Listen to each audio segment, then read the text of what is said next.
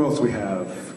Yes? How much fun was it to put together Kevin Bacon's heavy crew and all the bad guys over here on this side? That was the best for me. The question was, how fun was it to put together Kevin Bacon's heavy crew? That was the best for me. And first of all, Kevin was an absolute joy. He's sorry he can't be here. He is shooting X-Men now in England. But Sean's my brother. Stevie's my best friend. Michael Rooker is another one of my best friends, who's the other Hood. So shooting those scenes for me was kind of where I got the touch. How was it for you, Sean? My agent sent me the script, and I said who's directing it, and he said James Gunn, and I said that guy's a hack. And then they said we've got Michael Rooker attached, and I said I'll do it. But yeah, that was really, those scenes were extremely fun to shoot. It was a blast, yeah. And Don Mack, Don, this is the first time is this your first movie? Don came and he did an amazing job. Don knew nothing about filmmaking, but he really sparkled on screen. He came in, he owned the role. So, Mr. Raine, he's a much nicer guy in person than he is on screen. All right, so who else do we have here? Yes, in the red. Did Bolty always have to die? I mean, did you ever think she was brain damage? She starts out kind of brain damage if you watch the movie. Just for a second. Yeah. Listen, I got the sequel figured out, okay? Here's how it works. Libby has a twin sister who moves to town. And there's a new bad drug dealers come to town, and the Crimson Bolt has to get together with Libby's sister, the new Bolty. Toby lives. I haven't fully thought it out yet. But Toby's alive still. Toby lives. Oh, without legs? Yeah, you're in a wheelchair. Oh, perfect. I'm just like Dr. Xavier. Okay.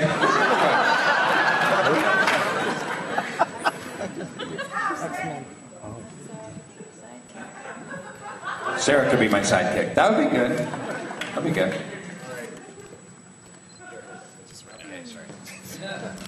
Story behind Nathan Fillion being the Christian Avenger. Holy Avenger, Holy Avenger. Was that really him? And then I saw his name right at the end. I missed part of the credits where he was. Yeah. Nathan is another one of my best friends. You know, a lot of these people, you know, in the movie there were a lot of actors who were in my movie Slither. So Nathan Fillion was a star of Slither. Michael Rooker was another one of the stars of Slither, and Greg Henry, who plays the police officer, was another one of the stars of Slither. They're all very close friends of mine. I have like 5 actors who were in my first film, Romeo and Juliet: Sean, Stevie, Lloyd Kaufman, who plays the 911 man, Valentine Neely, who butts in line. So I like to work with friends, and it makes it a lot more fun for me. And Nathan was willing to do the role. Took him a few days to shoot, and we had a great time. And those are some other really fun days. You know. It's always more fun to shoot a scene when it's supposed to look like shit, which is what the Holy Adventure Christian show is supposed to. And right there in the back, yes, you. The ending that you have there, instead of having Frank instead of living happily ever after, which is the typical, Hollywood happy ending. Instead of that, you have it, you have Sarah moving on to something else. It became kind of a bittersweet ending as a result. What was going through your mind when you were writing the ending for this movie? So David, why did you choose such a bittersweet ending as opposed to what we usually get when we see a superhero film? You know, it was just the ending that happened. I don't know how to explain it.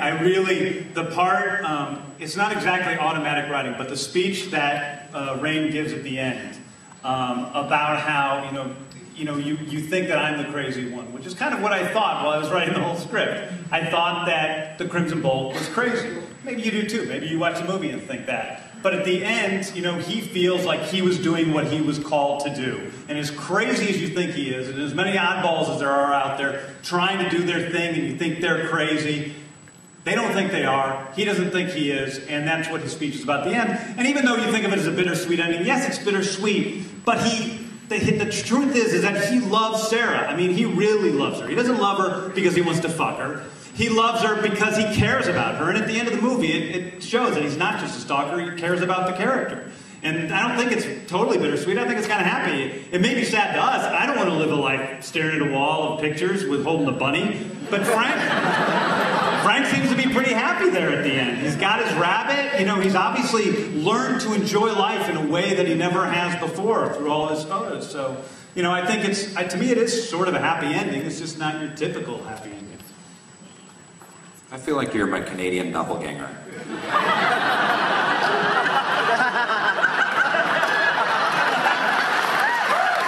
Thank you.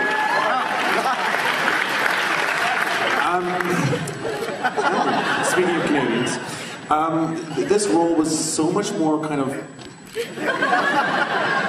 of carefree and playful than the last couple of roles you've had. What was the favorite part of doing this? I mean, this is very different than what we've seen you on screen recently. I don't know, I think when you play a role like this, you have to make a really distinct decision at some point to just absolutely kind of dive into the deep end and forget about yourself and let go of the fact that you might make a fool of yourself, and when you're at the premiere you might kind of sit like this a couple times. And as an actor, that's an incredibly enjoyable experience to just completely let go and to just enjoy that feeling of just, you know, forgetting about yourself. So I had a really good time being able to do that and being able to just go and not look back, kind of thing, I guess. Yeah. We have time for like 2 more quick questions here. Jason. I'm wondering whether or not there's going to be action figures that speak lines of dialogue from the film. Will there be action figures that speak lines of dialogue of the film? And are Raine and Ellen worried about being typecast in their roles? Raine and Ellen worried about being typecast. I do see a future 20 years from now when they're both a little overweight and dumpy, sitting at a convention in Palm Springs, wearing their costumes and signing autographs next to Boomer from the original Battlestar Galactica. And we've got a hand over there on the very side. Stand up and let's shout it out. Hello, pleased to meet you. I just finished my first week at Humber in the acting for film and television program, so I guess this question is more geared towards Raine, Alan, and Liv. But I was just wondering, I'm terrified. Do you have any advice? This young actress here is terrified. What advice will you give her to calm her night terrors? Terrified of... Pardon me? Spiders? What you talked about before, just letting go. Yeah. It's really hard. I think, oh God, I mean, I can't begin to know, but all I know is when I get to do it, the experience of just the freedom of within that, and of the letting go of ego and being able to just dive in, and it to me that's like the most thrilling experience of getting to do this and getting to engage with someone else and be able to do that together is really fantastic. In that trusting, I guess, yourself and whatever it is the heck you're doing, when often I don't have any idea, as well as the people around you. And that bond, especially on such an amazing film like this, where you have people coming together and just pouring their hearts into something because they believe in it. Like, what a special, special feeling. And being scared is just a whole big part of that. But it's a blast. Like the night when I was about to shoot that scene with Raine that you saw that involves the line of gushiness. Yeah, I was really scared, and I was like quite nervous, and there was anxiety, and it's weirdly enough as an actor, well, not weirdly, it's much easier to be the victim, I learned, because I'm never usually the, other than hard candy, the kind of the perpetrator, I suppose.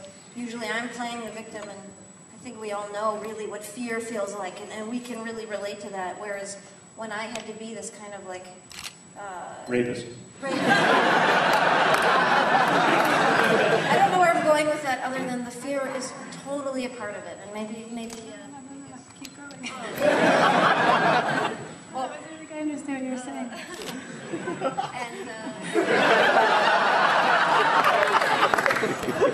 And Shut up.